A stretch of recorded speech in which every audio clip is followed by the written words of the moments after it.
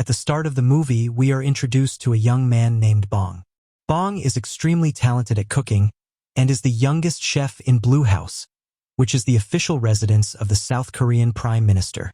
That evening, Bong learns that the house is throwing a dinner party for a Chinese ambassador.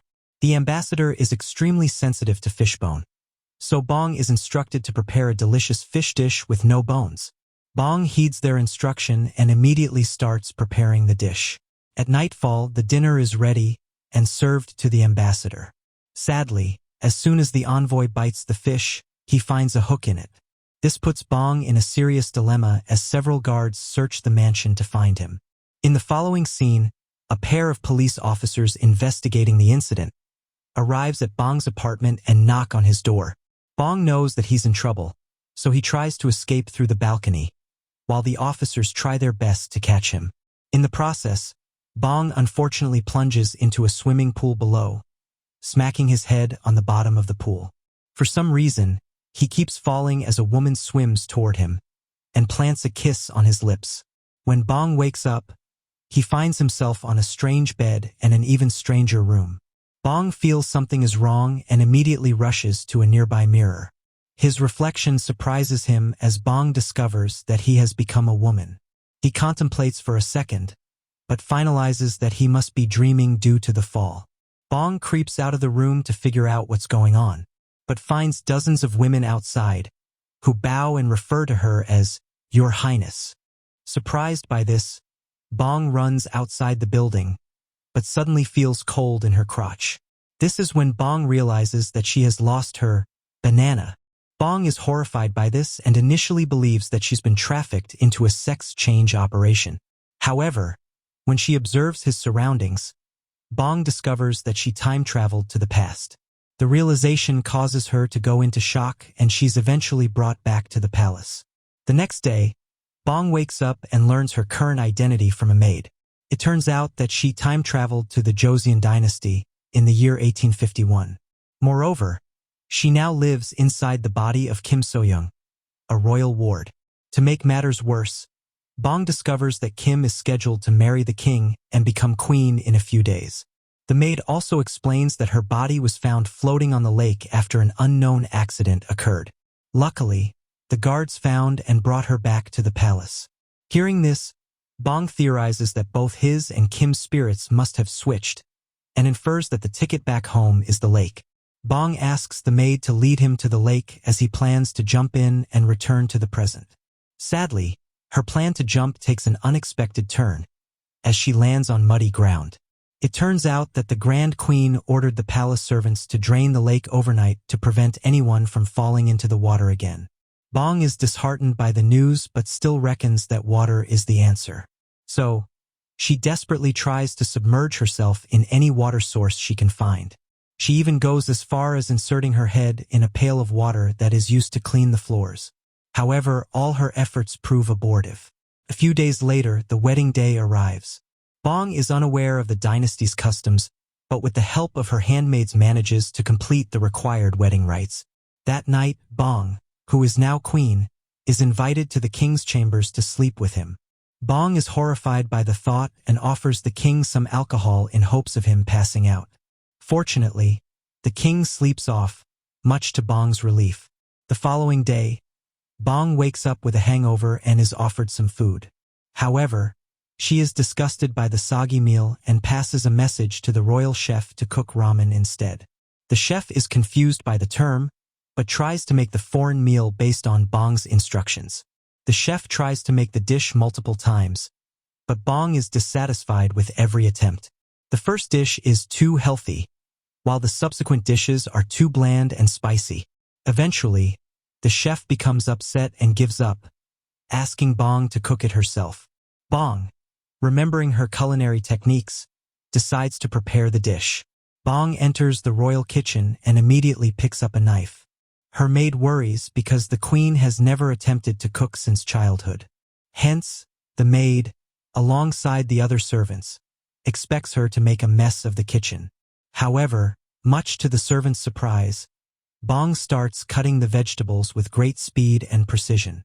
She cuts everything perfectly and at the right size, ultimately cooking a perfect dish.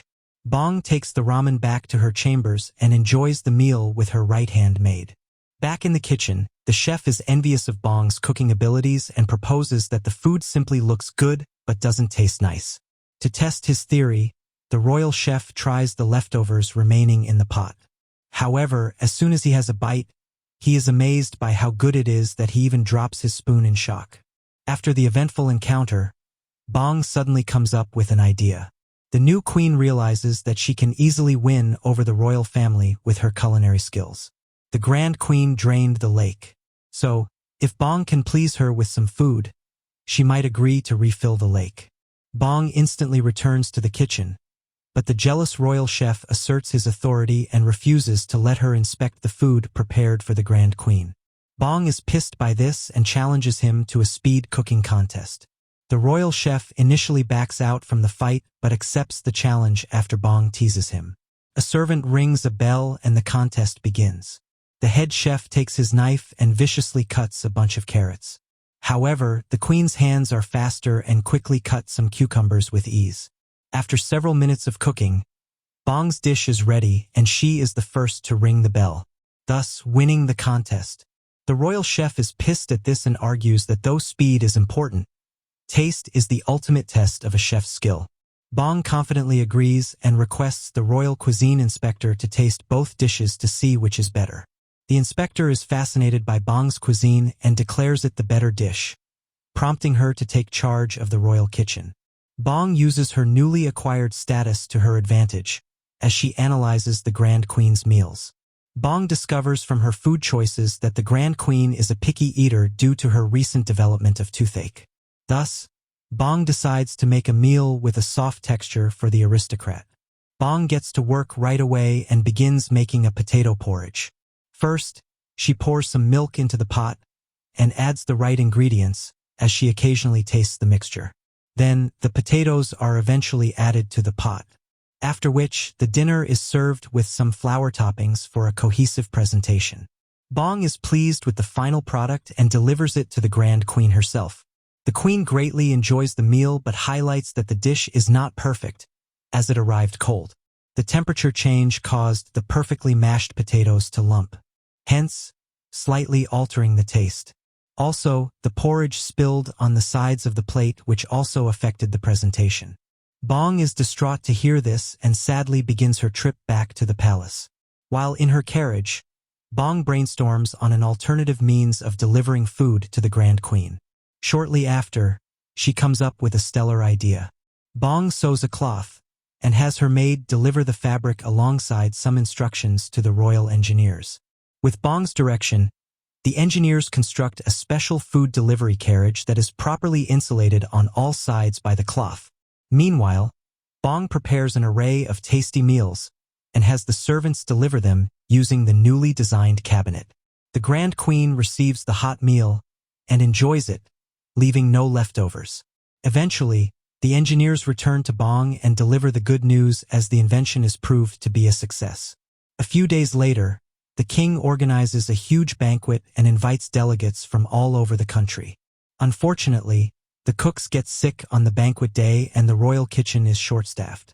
Bong notices this and decides to help out. She sneaks out of the banquet and enters the kitchen. Bong discovers that the pantry is low on ingredients, as the groceries meant to be delivered that day couldn't make it.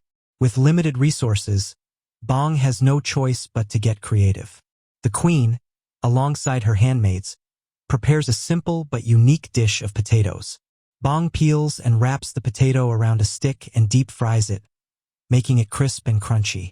The guests are initially unhappy when they see the first dish, as they expect something classier for a royal banquet.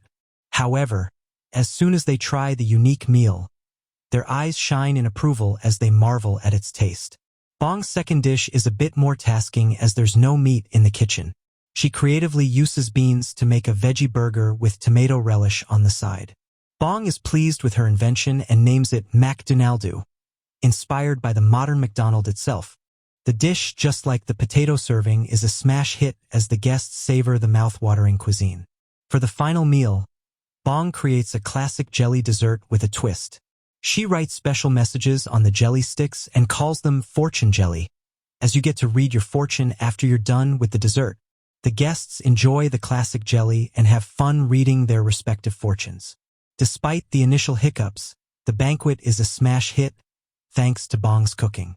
The Grand Queen, who also attended the banquet, is impressed by Bong's skills and finally asks her to make a request. Without any hesitation, Bong asks to have the lake refilled.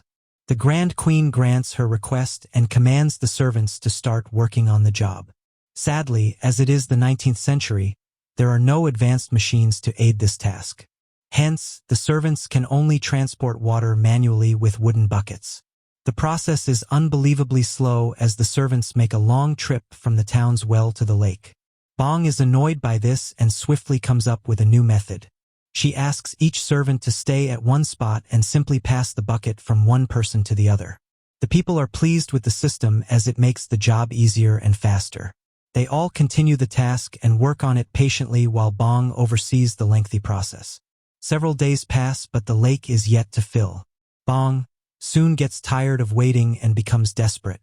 Luckily, a heavy downfall begins which slowly but gradually waters the lake. Bong is overjoyed by the weather change and dances ecstatically under the rain. A few hours later, the lake is filled and Bong heads to the shores and signs her name on a cornerstone. After which, she jumps into the lake and sinks underwater, just like she did at the start of the movie. When Bong wakes up, he is astonished to find himself in a hospital and sees an officer sleeping a few meters away from his bed. He quietly tries to slip out, but the officer wakes up and a swift chase ensues. Bong manages to get away from him, but two more officers show up and corner him. Desperate, Bong jumps down from a high platform, escaping the men as he races down the street. He immediately heads to a public library and searches for a history book. There, he finds a publication about the Joseon dynasty and smiles, knowing that he has now become a part of history. However, his nostalgic trip down memory lane is swiftly interrupted when the chasing officers arrive at the library. Bong tries to escape again, but the officers explain that they aren't there to arrest him. It turns out that the present has been changed due to his time travel to the Joseon era. Now, he is not being chased by the police. Instead, they are there to protect him as Bong is now a whistleblower and has exposed a high-ranking official for corruption. Bong rushes to a nearby computer and searches the web to confirm their claims. Soon after, he discovers that they are telling the truth as history and the present world have indeed changed. The movie ends with Bong standing on a street as he relays a positive message on how a small change in the past can greatly affect the future. Also the life lesson that meals are always better with Bong. Subscribe for more videos like this, turn on notifications and leave a like to help the channel out. Thank you for watching.